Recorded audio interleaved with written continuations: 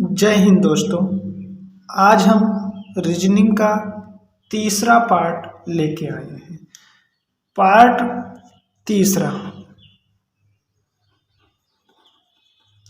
है, इसमें हम पहला क्वेश्चन आपको दे रहे हैं 225 अनुपाते 256 समानुपात 289 अनुपाते क्या होगा। तो इस प्रकार के प्रश्न में जो संबंध समानुपात के पहले होता है वही संबंध समानुपात के बाद वाली संख्याओं में होता है, या कभी कभी पहले का संबंध चौथे के साथ होता है, दूसरे का संबंध तीसरे के साथ होता है। तो हम इस प्रश्न को देख रहे हैं कि इसका आंसर क्या होगा, और ऑप्शन में जो दिया गया है वो है पहला 234, दूसरा ऑप्शन है 361, तीसरा ऑप्शन है 324 और चौथा ऑप्शन है 432। ये है। तो अब यहाँ पर देखो, आपको सबसे पहले स्क्वायर या क्यूब देखा जाता है।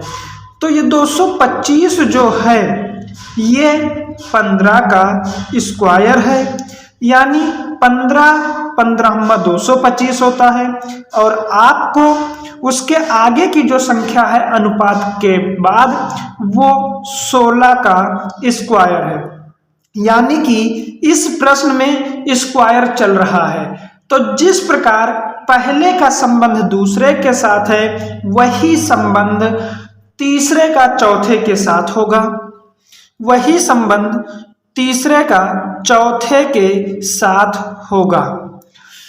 तो ये जो 289 है ये 17 का स्क्वायर है, तो इसके बाद की जो संख्या आती है वो 18 है, और 18 का स्क्वायर 324 होता है, यानी इस प्रश्न का जो आंसर होगा वो ऑप्शन नंबर सी होगा। ठीक इसी प्रकार दूसरा प्रश्न देखने चल रहे हैं। 1/9 अनुपाते 1/81 समानुपात 1/13 अनुपाते क्या होगा, और इसका जो ऑप्शन दिया गया है वो है 1/127 पहला ऑप्शन, दूसरा ऑप्शन 1/169 और तीसरा ऑप्शन जो है 1/125 और चौथा ऑप्शन जो है वो 1/120 है। तो अब इसमें भी देखो 1/9 है, तो ऊपर और नीचे दोनों स्क्वायर हुआ है। 1 का स्क्वायर हमने किया और 9 का स्क्वायर किया, तो 1 का स्क्वायर 1 प्राप्त हुआ, 9 का स्क्वायर 81 प्राप्त हुआ। तो वही संबंध आपको तीसरे और चौथे में देखना है। 1 का स्क्वायर करेंगे तो 1 प्राप्त होगा, और 13 का स्क्वायर करेंगे तो 169 प्राप्त होगा, और ऑप्शन नंबर दूसरा सही हो जाएगा। उसके बाद तीसरा प्रश्न हम चल रहे हैं करने। तीसरा प्रश्न है 125 अनुपात 0.3 समानुपात 5, उसके बाद 14,641.4 अनुपाते क्वेश्चन मार्क। तो इसका क्या होगा, तो इसको सबसे पहले आपको दिखाई दे रहा है कि आपका जो 125 है वो 5 का क्यूब है। किसका क्यूब है? 5 का, यानी हम 5 का क्यूब करते हैं तो 125 प्राप्त होता है। ठीक उसी प्रकार हम ये जो 14,641 है 0.4 है, तो ये किस संख्या की पावर 4 करें कि 14,641 प्राप्त हो जाए। तो आपको जो ऑप्शन दिया गया है, पहला ऑप्शन है 11, दूसरा है 6, तीसरा है 4, चौथा है 14। ये आपके ऑप्शन है। तो अब आपको पता है कि इसमें कौन सी ऐसी संख्या है जिसके इकाई अंक में 1 प्राप्त होता है। तो अब हम अगर 4 का चाहे 14 का चाहे स्क्वायर करें या क्यूब करें या कुछ भी करें तो उसके लास्ट में या तो 4 प्राप्त होगा या तो 6 प्राप्त होगा।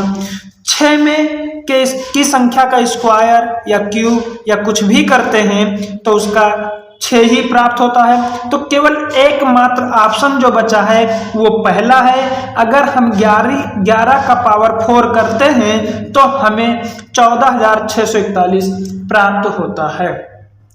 ठीक उसी प्रकार अब हम दूसरा प्रश्न करने चल रहे हैं। जैसे डॉक्टर का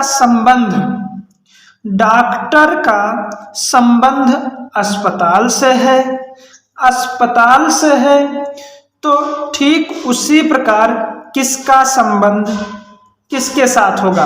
पहला जो ऑप्शन दिया गया है वो है राज्यपाल का संबंध राष्ट्रपति से है। राज्यपाल का संबंध राष्ट्रपति से। दूसरा ऑप्शन है संग्रहालय का संबंध है आगंतुक से। और तीसरा ऑप्शन है अध्यापक का संबंध विद्यालय से है। उसके बाद चौथा ऑप्शन जो है वो है पर्यवेक्षक का संबंध अधिकारी से है। तो जो संबंध डॉक्टर और अस्पताल के बीच में हो रहा है वह ठीक वही संबंध इन चारों ऑप्शनों में से किस में होगा। तो राज्यपाल तो राज्य में होता है और राष्ट्रपति केंद्र में होता है तो ये तो होगा नहीं। संग्रहालय आगंतुक, संग्रहालय में जो हमारे सामग्री हैं या पुस्तकालय हैं या पुस्तकें जिसमें रखी जाती हैं ये आते हैं। और अध्यापक विद्यालय में रहता है। जिस प्रकार डॉक्टर अस्पताल में रहता है उसी प्रकार अध्यापक विद्यालय में रहता है। उसके बाद अगला प्रश्न है ऊष्मा का संबंध सूर्य से है। ऊष्मा का संबंध सूर्य से है। अगला प्रश्न है कि जिस प्रकार ऊष्मा का संबंध सूर्य से है, ऊष्मा का संबंध सूर्य से है, ठीक उसी प्रकार संबंध किसका होगा। ठीक पहला ऑप्शन इसमें दिया गया है घर और छत। घर का संबंध छत से है। दूसरा ऑप्शन दिया गया है विटामिन का संबंध फल से है। उसके बाद तीसरा ऑप्शन है वातावरण का संबंध आर्द्रता से है। और चौथा ऑप्शन है सवारी का संबंध कार से है। तो इसका जो ऑप्शन होगा वो ऑप्शन नंबर बी होगा। यानी जिस प्रकार ऊष्मा जो हमें प्राप्त होता है वो सूर्य से प्राप्त होता है उसी प्रकार जो विटामिनें होती हैं वो हमें फल से प्राप्त होती हैं। ये इस तरह के क्वेश्चन आपको हर एक पेपर में 2 से 3 देखने को मिलेंगे।